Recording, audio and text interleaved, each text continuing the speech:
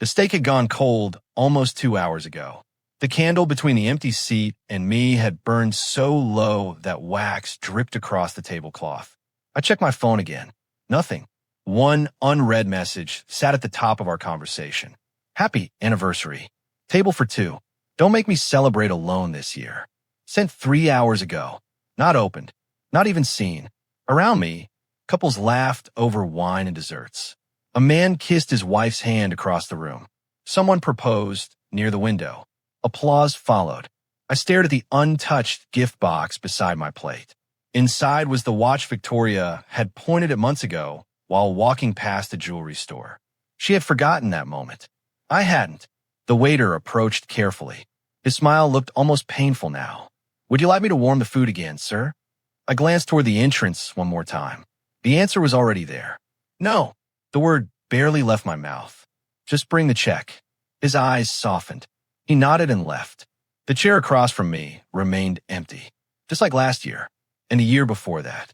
I picked up my phone, still unread. The strange thing wasn't that Victoria missed our anniversary. The strange thing was that I wasn't surprised anymore. That realization hurt more than the empty seat, because somewhere along the way, disappointment had become normal, and normal had become my marriage. 5 years earlier, things had been different.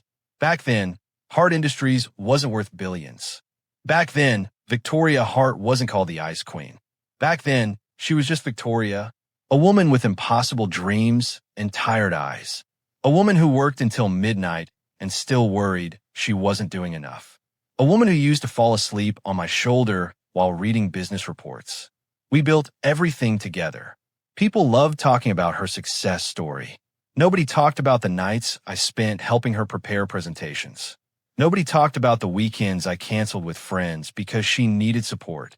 Nobody talked about the job offers I quietly turned down. Hart Industries needed her. She needed me. At least, that's what I believed. I still remember the day she wanted to quit. Her first major investor had walked away. The company account was nearly empty.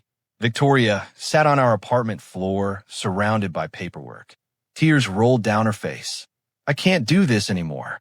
I knelt beside her. You can. What if everyone is right? Her voice cracked. What if I'm not good enough? I grabbed the business proposal she had thrown aside. What if they're wrong? She stared at me. What if this company becomes everything you dreamed about? A weak smile appeared.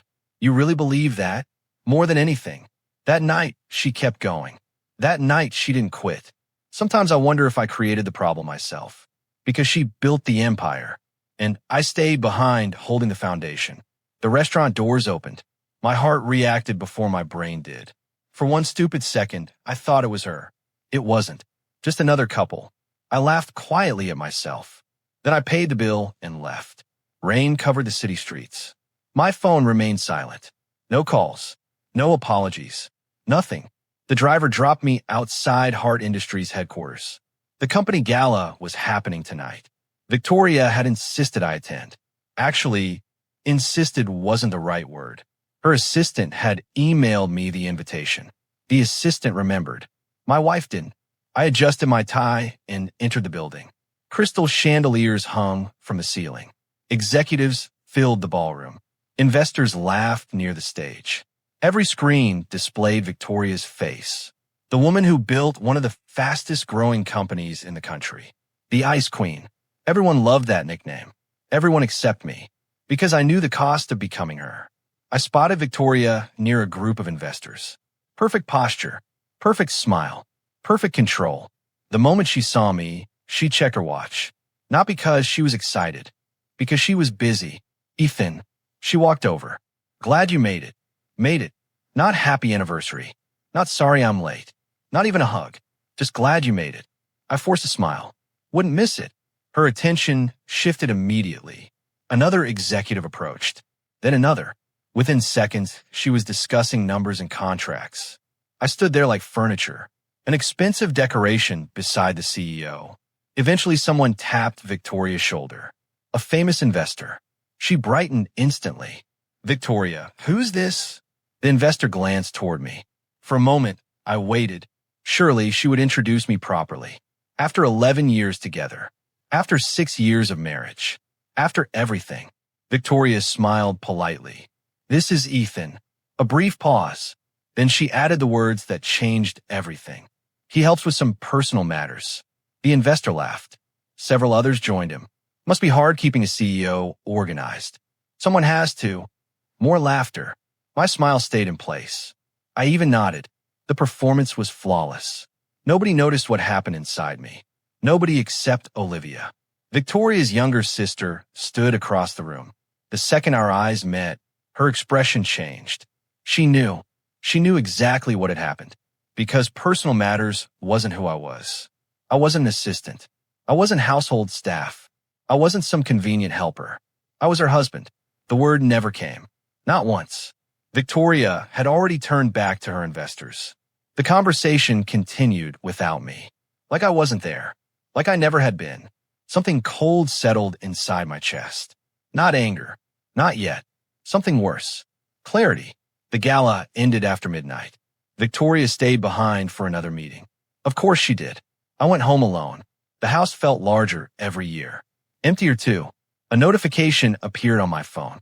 Not for Victoria. A travel agency email. I opened it. My stomach dropped.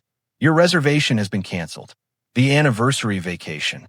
The trip we had planned months ago. The trip I had been looking forward to. Canceled 3 days earlier. Authorized by Victoria Hart. She never told me. Never mentioned it. Never asked. I sat on the edge of the bed. The unopened gift box rested beside me. The watch was still inside. Outside, rain tapped against the windows. My gaze drifted toward the wedding photo hanging on the wall. Victoria smiled in that picture. Not the CEO, not the ice queen, just my wife. The woman who once couldn't imagine building a future without me. I walked across the room. My fingers touched the frame. For several seconds, I simply stood there. Then I lifted it off the wall. No dramatic speech. No tears. No broken glass. Just a quiet movement. A simple choice. The empty space left behind looked strange. But not as strange as the realization settling inside me. Maybe the problem wasn't that Victoria kept choosing the company. Maybe the problem was that she had stopped choosing me. I stared at the photo in my hands. And for the first time in years, I stopped making excuses for her. The empty space on the wall bothered me more than the missing photo. Every time I walked past it, my eyes drifted there automatically. A pale rectangle remained where our wedding picture had hung for 6 years. The frame now sat inside a drawer, hidden, just like everything I had been feeling. 3 days passed after the gala. 3 days without an apology. 3 days without Victoria mentioning what happened. Not a single word about the anniversary dinner. Not a single word about introducing me as someone who handled personal matters. The message remained unread. I stopped checking. One morning, I stood in front of the bathroom mirror and barely recognized myself. The man staring back looked tired. Not physically, emotionally, like someone who had been carrying a weight for too long and forgot it wasn't supposed to be there. My phone buzzed. Victoria. The screen lit up. A familiar reaction hit me immediately. The old instinct. Drop everything. Help her. Fix whatever problem had appeared. The call ended before I could answer. A text arrived seconds later. Meeting running late. Dinner without me tonight. No greeting. No explanation. No question. Just information. Like a calendar notification. I stared at the screen. Then something strange happened. Instead of disappointment, I felt nothing. And that scared me. Because love survives anger. Love survives arguments. Love even survives disappointment. Indifference is different. Indifference is dangerous. That afternoon, Olivia called. Coffee. Her voice sounded careful. Everything okay? A pause. Not really. 20 minutes later, we sat in a small cafe near the river. Olivia wrapped both hands around her coffee cup. She kept glancing toward the window, like she was trying to figure out how honest she should be. Finally, she sighed. Victoria's going to kill me. That sounded promising. A weak smile appeared. Then it vanished. Ethan, everybody sees it. My fingers stopped moving around my cup. Sees what? The way she treats you. The words landed harder than expected, because they confirmed something I had been trying not to admit. Olivia leaned forward. My dad sees it. Your mother sees it. I see it. Even people inside the company see it. I laughed quietly, not because it was funny, because hearing it out loud felt surreal. And Victoria? Olivia shook her head. Victoria thinks everything is fine. The answer hurt more than I expected. Not because she neglected me, because she genuinely didn't realize she was doing it. She loves you. Olivia spoke softly. The sentence died halfway. Doesn't know how to show it anymore. Olivia lowered her eyes. I think she got addicted to winning. The word stayed with me long after we left the cafe. Addicted to winning. Maybe that was exactly what happened. The company kept growing. The awards kept coming. The headlines kept praising her. And somewhere during that climb, our marriage stopped being important. Not intentionally, just gradually, like a photograph fading under sunlight. That evening, Victoria came home before midnight. An unusual event. She walked into the kitchen while I was cleaning dishes. I need your help tomorrow. No hello. No kiss. No acknowledgement of anything. Just business. Again, I dried my hands. What happened? Investor meeting. She placed her laptop on the counter. I need those forecasting reports you made last quarter. The reports. The same reports she never credited me for. The same reports executives praised her for presenting. Something inside me shifted. Why? She blinked. What do you mean why? Why do you need me? Confusion crossed her face. The question clearly made no sense to her. Because you're good at it. I nodded slowly. And if I wasn't? Victoria frowned. Ethan. No. I folded the towel carefully. Let's have this conversation. Her expression tightened immediately. The same look she gave difficult board members. The same look she gave problems. I'm exhausted. I know. Can we not do this tonight? A bitter smile touched my face. That's the thing. What thing? We never do this. The room grew quiet. Not dramatic. Not explosive. Just uncomfortable. The kind of silence that appears when truth finally enters the room. Victoria crossed her arms. If this is about the anniversary, it's not. The interruption surprised even me. Because for once, it wasn't about one dinner, or one forgotten vacation, or one missed date. It was about years. Years of small cuts. Years of becoming less important. Years of convincing myself things would improve. Victoria rubbed her forehead. Ethan, you're overthinking this. There it was. The sentence that finally broke something. Not anger. Not sadness. Hope. Am I? Yes. She sounded completely certain. We've been through stressful periods before. This company requires sacrifices. Our life isn't perfect. It's just business. Just business. The same words again. The same excuse. The same shield. I stared at the woman standing across from me. The woman I loved. The woman who couldn't see me anymore. And suddenly I understood something. The conversation wasn't going to change her. Because she didn't think there was a problem. The suitcase came out the next morning. Not dramatically. Not after a screaming match. Just quietly. Like accepting a fact that had already become true. I opened the closet. Half belonged to me. At least technically. Most of the space held clothes I rarely wore. Suits for company events. Formal jackets for business dinners. Things connected to Victoria's world. I packed slowly. A few shirts. Jeans. Personal items. The essentials. Each folded piece felt strangely symbolic. Like I was collecting fragments of myself. The bedroom door opened. Victoria stepped inside. Her eyes moved toward the suitcase. Then back to me. What are you doing? Leaving. The answer came calmly. Almost too calmly. She stared for several seconds. Then shook her head. No. No. A short laugh escaped her. Not cruel. Dismissive. You need space. I understand. You'll cool off. The certainty in her voice stunned me. She genuinely believed this was temporary. That realization hurt more than if she had begged. I zipped the suitcase closed. Victoria leaned against the doorframe. Ethan, the confidence remained. We'll talk next week. Next week. As if our marriage could be scheduled between meetings. As if my pain belonged on a calendar. I picked up the suitcase. I'm not leaving because I'm angry. She frowned. I'm leaving because I stopped matching. Something flickered across her face. Confusion. Maybe concern. But not understanding. Not yet. The elevator doors closed. The house disappeared behind me. Victoria never followed. Never stopped the elevator. Never ran downstairs. Part of me waited anyway. Part of me hoped. By the time I reached the lobby, the hope was gone. That night, I rented a small apartment. Nothing luxurious. Nothing impressive.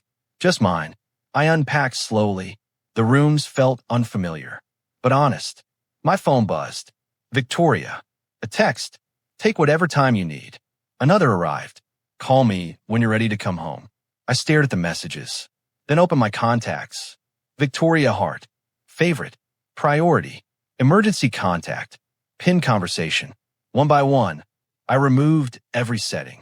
The final tap felt oddly heavy. Not because I stopped loving her, because I stopped placing her above myself. The contact dropped lower on the screen. Just another name. I set the phone down and breathed. The next morning brought an unexpected call. Claire Morgan, a friend from years ago.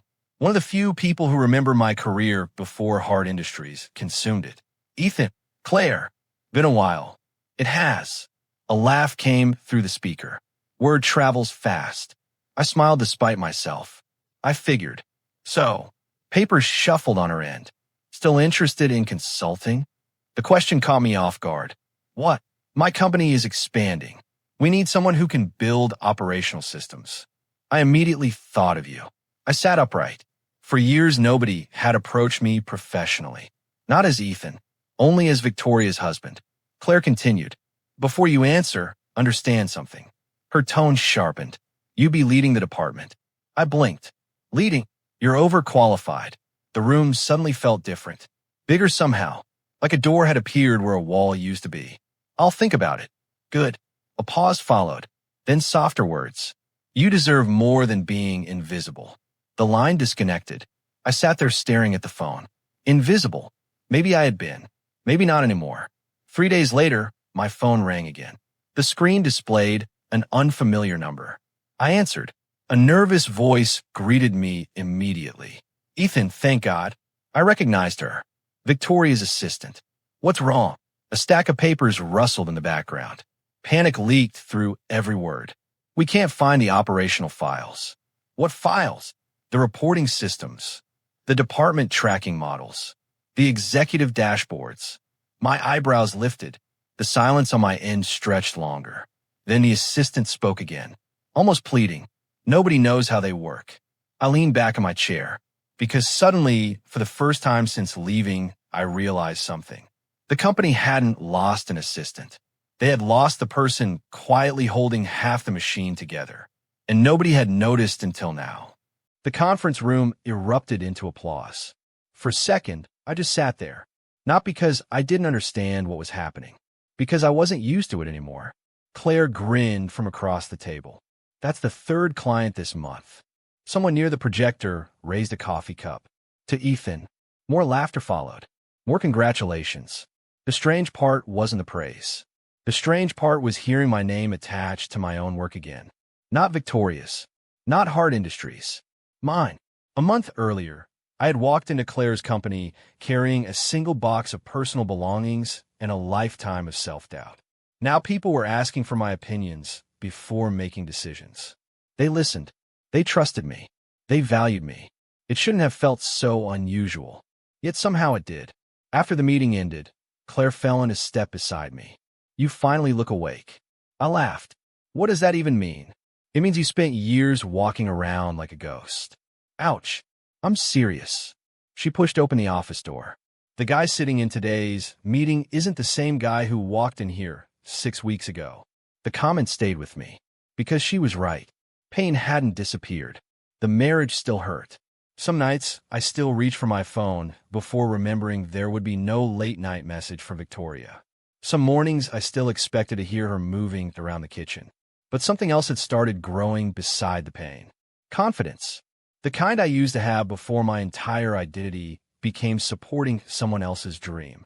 Meanwhile, trouble was spreading through Hart Industries. I didn't need insider information to see it. The business news covered everything. Project delays, missed deadlines, department conflicts, unexpected expenses. One headline appeared on my screen while I ate lunch. Hart Industries faces internal restructuring challenges. I almost laughed. Challenges. That was a polite way to describe chaos. Because I knew exactly what was happening.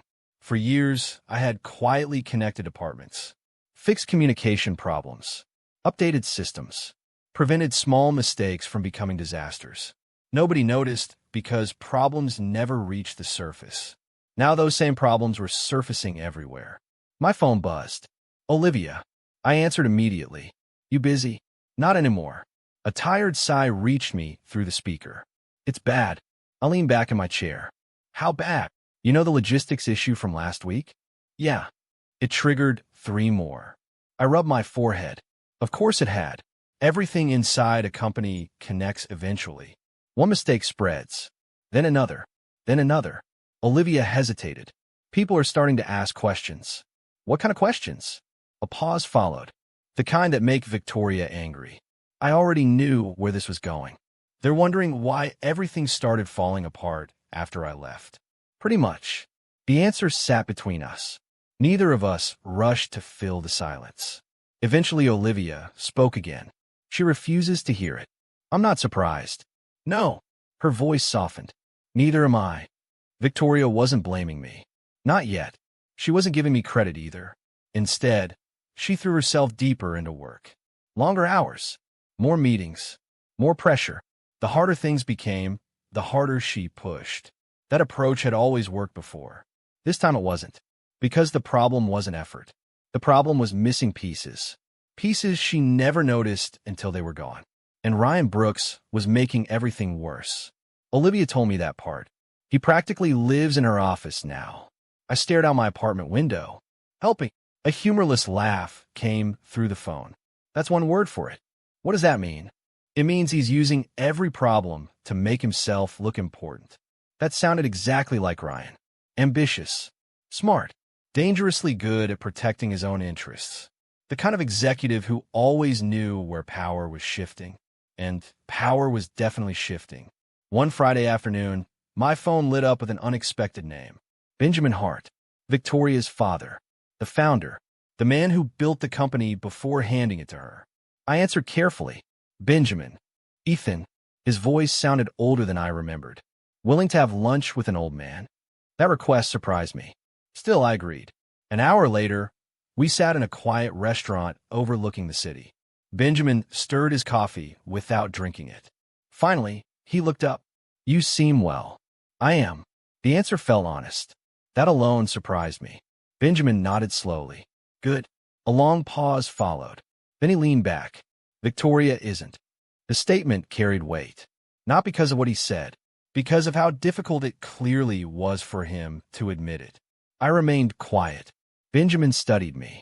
Do you know what's happening at the company? Some of it. His jaw tightened. The place feels different. Different.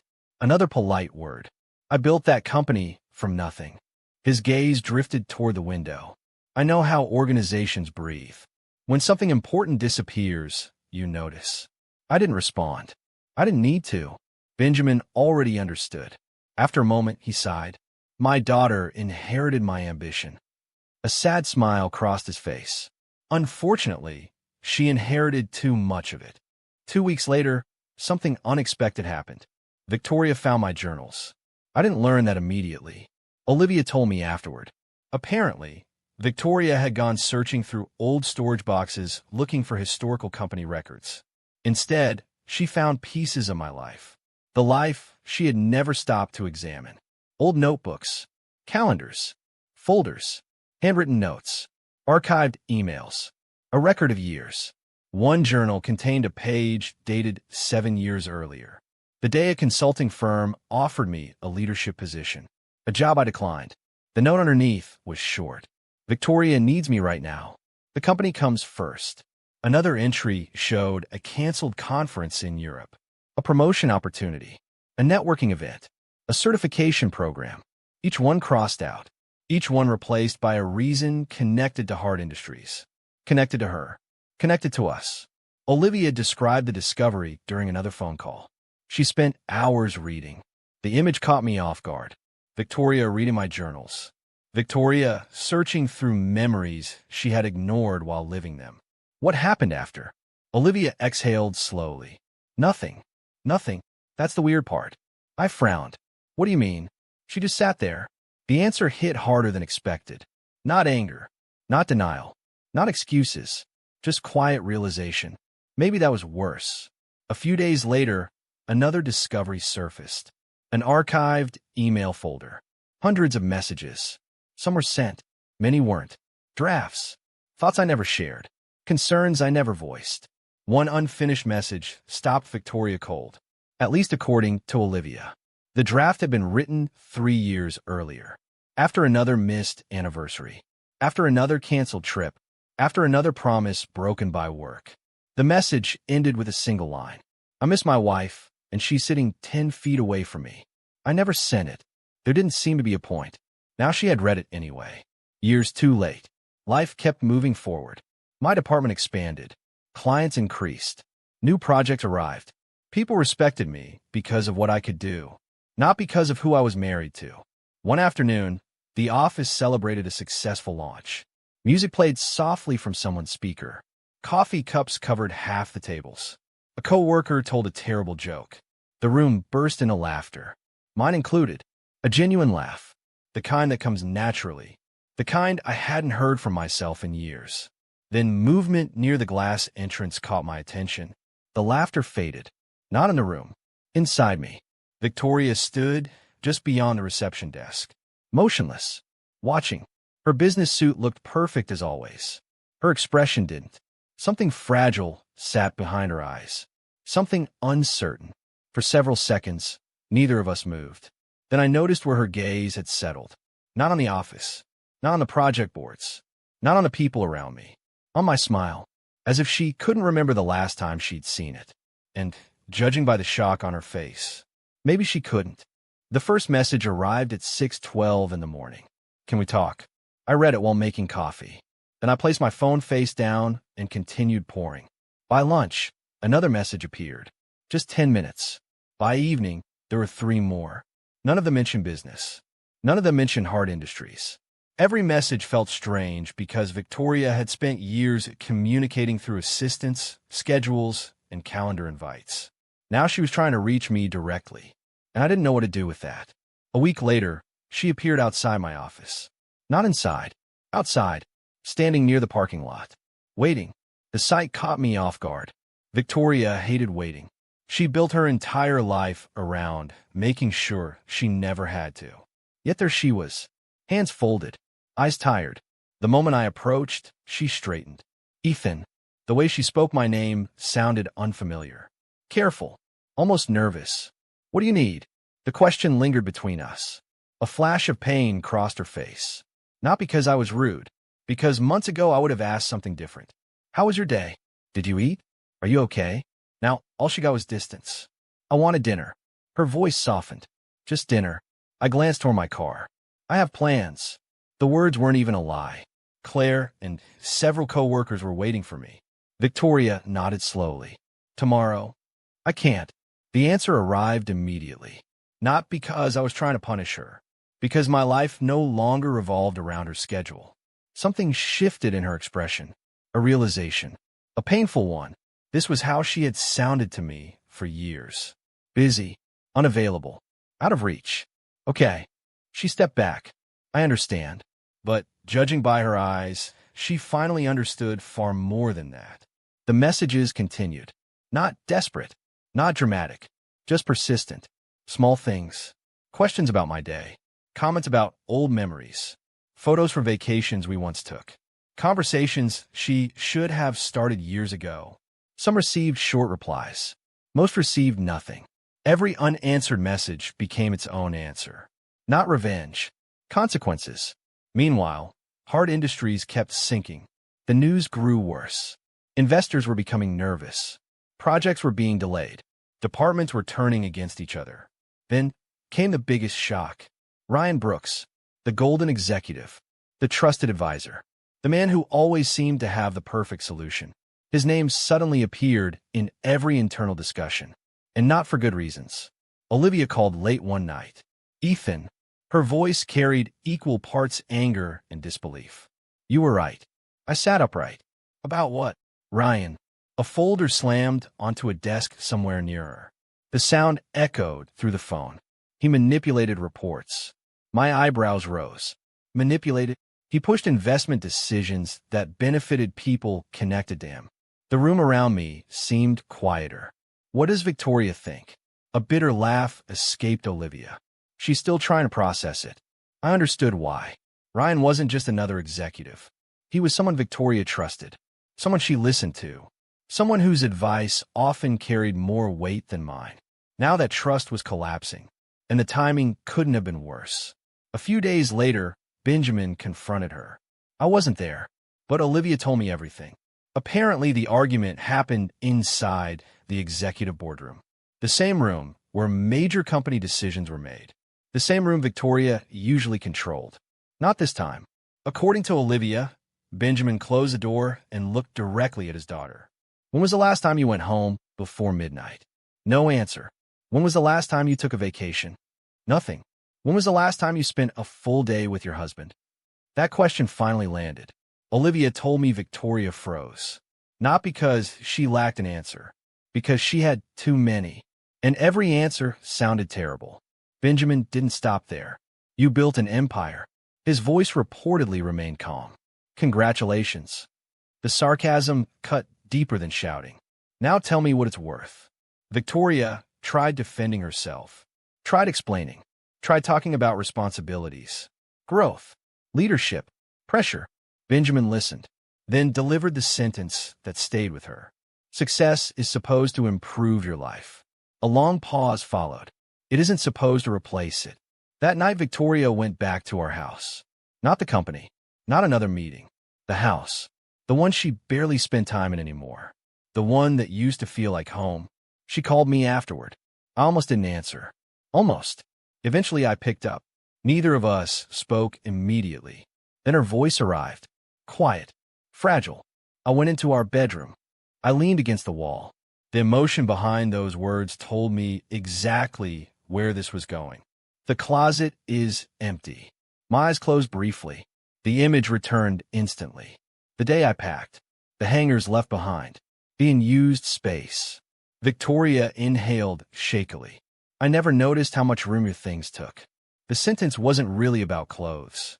We both knew that. She continued. I found the wall. What wall? The one where the wedding photo used to be. A painful pause followed. I stared at it for 10 minutes.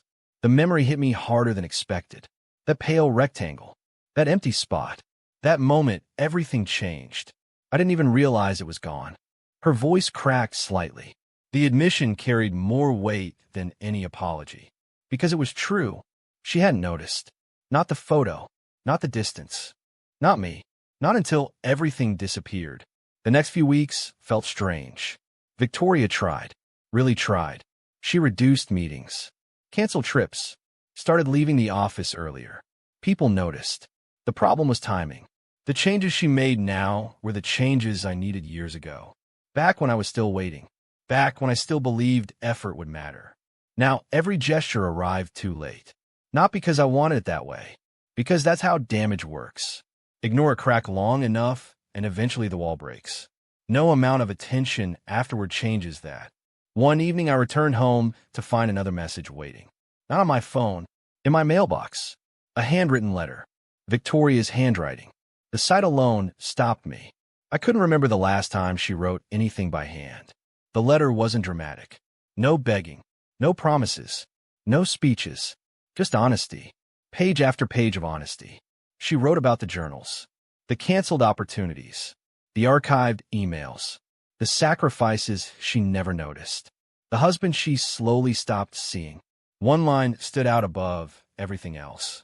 I thought I was building our future. I didn't realize I was destroying our present. I folded the letter carefully, then placed it inside a drawer. Not because it meant nothing, because it meant too much. 2 days later, a knock echoed through my apartment. I wasn't expecting anyone. The sound came again. Slower this time. Heavier. I walked to the door, opened it, and stopped. Victoria stood in the hallway. No business suit. No assistant. No perfect CEO mask. Just Victoria. Her eyes looked exhausted. One hand gripped a folder tightly. For several seconds, neither of us moved. Then she lowered her gaze toward the papers she carried.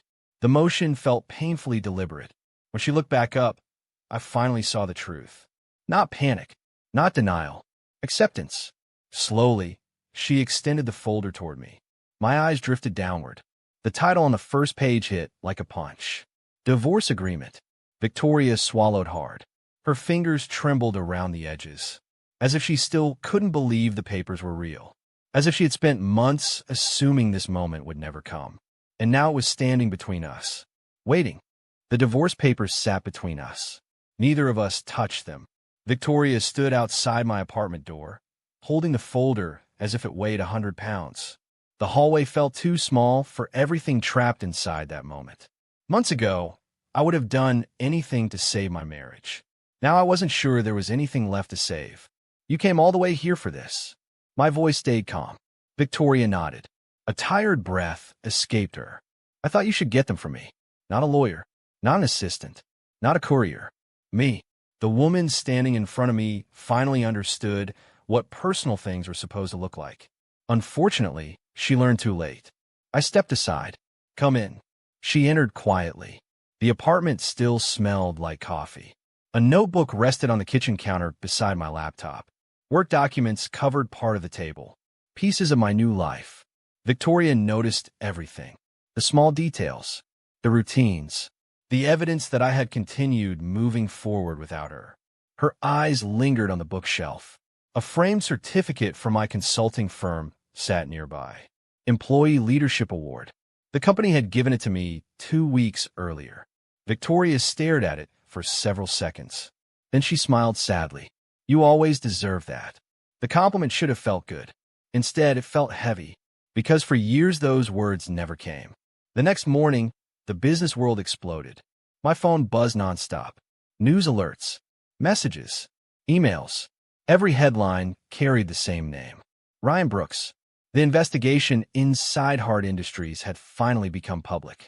Financial records, conflicts of interest, manipulated reports, questionable contracts. Years of hidden decisions were suddenly exposed. One article after another painted the same picture.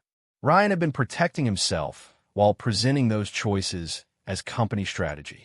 I wasn't shocked. Disappointed, maybe. Not shocked. People like Ryan rarely destroy organizations overnight. They do it slowly, one selfish decision at a time. Around noon, Olivia called. The second I answered, I heard chaos in the background. Phones ringing, voices shouting, someone arguing down a hallway. It's over. I leaned back in my chair. He got fired? He practically got thrown out. A short laugh escaped her. Not a happy one. The exhausted kind. What happened? Everything happened. Papers shuffled loudly. Board members saw the reports. Investors saw the reports. Dad saw the reports. Another pause. Then quieter words followed. Victoria did it herself. I frowned. What do you mean? She terminated him personally. That surprised me. Not because Ryan deserved sympathy, because months earlier, Victoria trusted him more than anyone.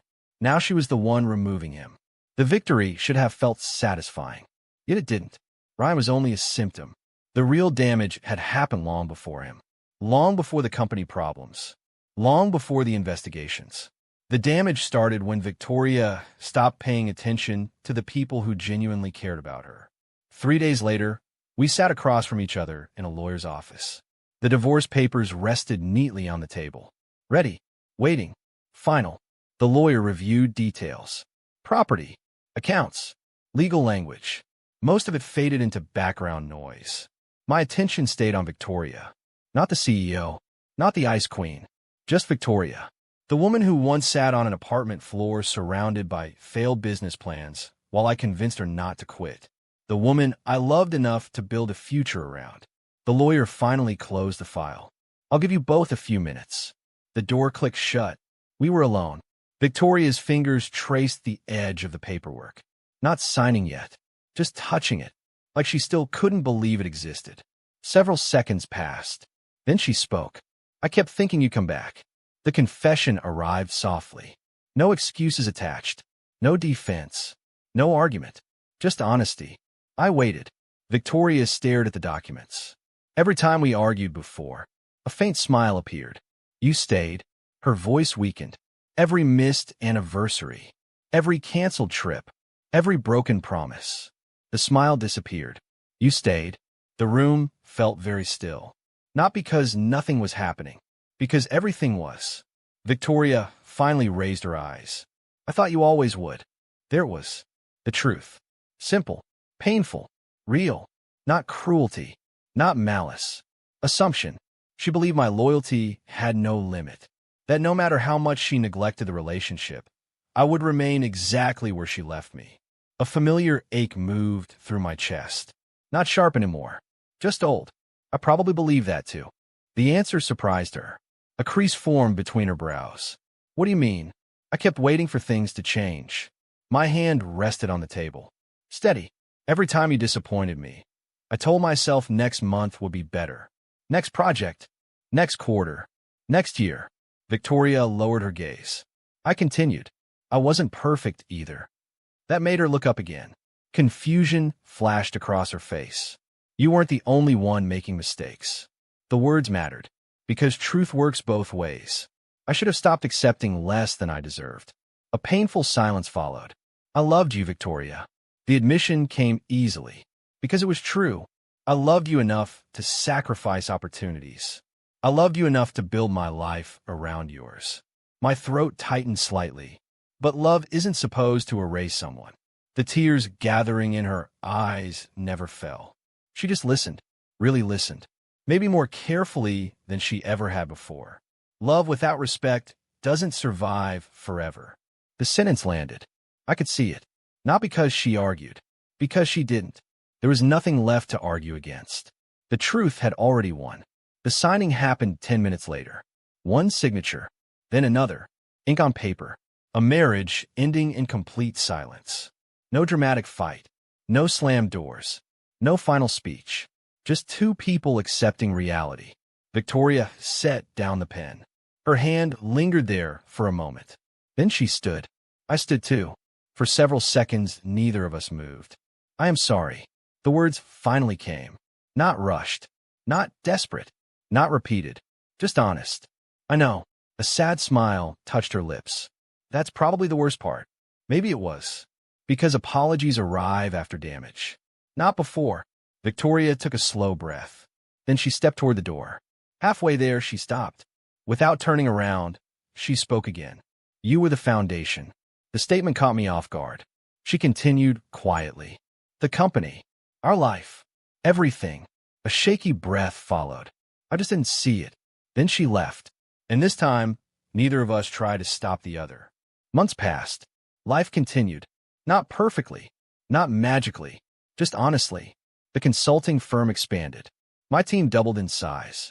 New clients arrived. New opportunities followed.